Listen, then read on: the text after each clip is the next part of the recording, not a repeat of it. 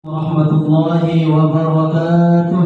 Waalaikumsalam warahmatullahi wabarakatuh. Alhamdulillahilladzi ja'ala Ramadhana shahra as-siyam wa ja'ala Ramadhana sayyidus shuhur. Wassalatu wassalamu ala khairil anam wa ala alihi wa ashabihi al-kiram, amma ba'd. Bersyukur kepada Allah dengan ucapan alhamdulillah rabbil alamin. Kemudian bersalawat dan bersalam dengan lafaz Allahumma salli wa sallim wa barik ala sayyidina Muhammad wa ala ali sayyidina Muhammad. Para bapak-bapak, ibu-ibu, hadirin hadirat, muslimin muslimat, mustami'in mustami'at yang dimuliakan Allah Subhanahu wa taala. Sedikit saja yang perlu kami sampaikan.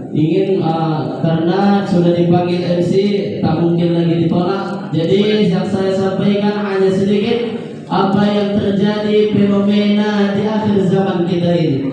Karena zaman sekarang semakin lama, perasaan sudah semakin singkat.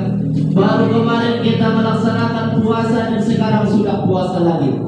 Jadi apa hubungannya? Sekarang yang ingin saya sampaikan adalah hubungan terhadap anak-anak kita.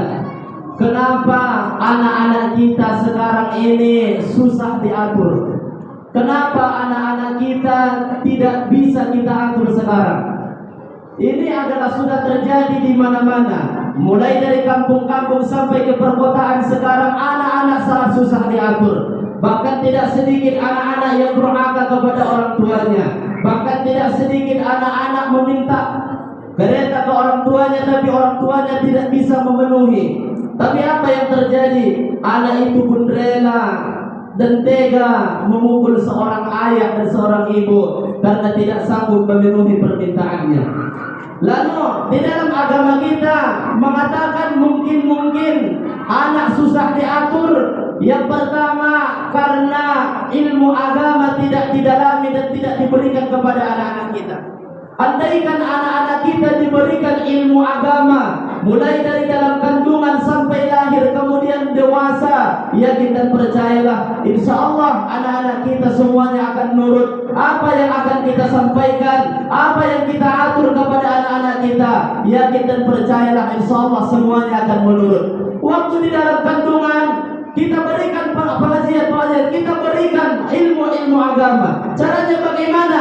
Kita sebagai ayah, kita bacakan ke dalam perut istri kita. Kita bacakan, kita usapkan tangan kita ke perutnya. Bacakan surah Thaha, bacakan surah-surah Al-Quran, surah Yusuf, surah Maryam, dan banyak lagi ayat-ayat Al-Quran. Silahkan Anda bacakan.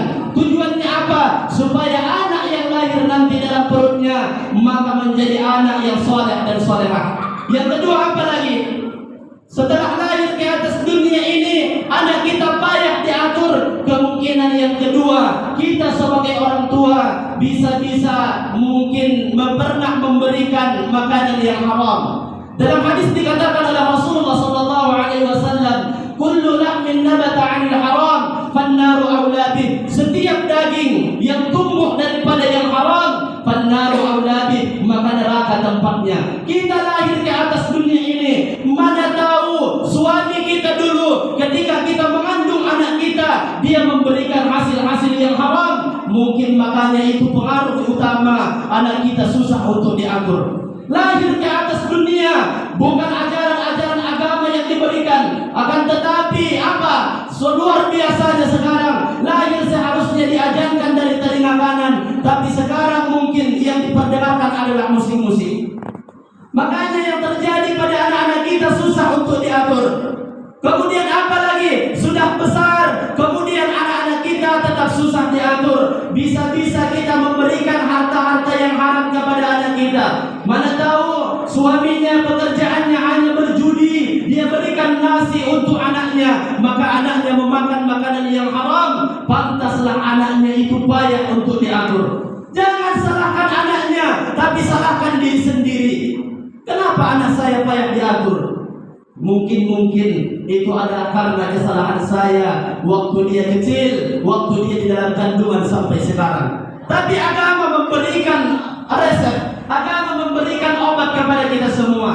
Dan ini adalah sebagai terakhir yang saya sampaikan. Ada obatnya di dalam agama diberikan kepada kita sebagai orang-orang tua. Caranya supaya anak kita menjadi anak yang baik, supaya anak kita menjadi anak yang saleh dan salehah, supaya anak kita menurut apa yang kita sampaikan.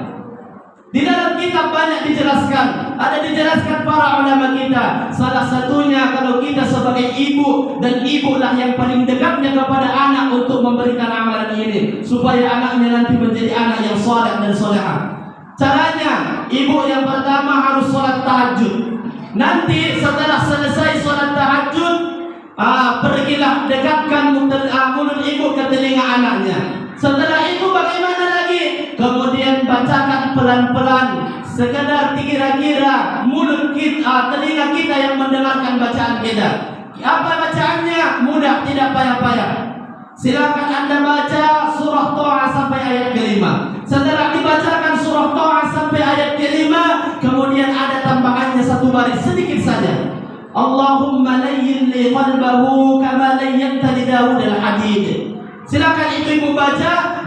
Setelah dibaca tadi surah Taha, Allahumma layyin li qalbahu kama layyanta li